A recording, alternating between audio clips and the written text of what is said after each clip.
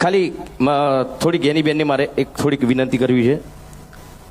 તમે જે સમાજ માટે બંધારણ આપણા સમાજના કલ્યાણ માટે જ કર્યું છે, બહુ સરસ કર્યું છે.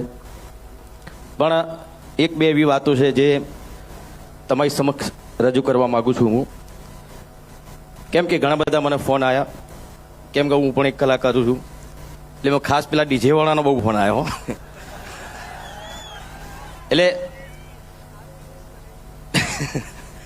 અરે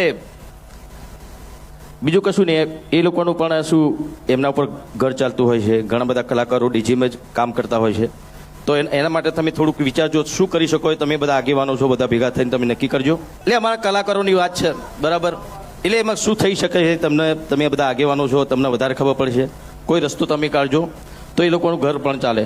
મારી પાસે વિક્રમભાઈએ માગણી મૂકી અને એમને વાત કરી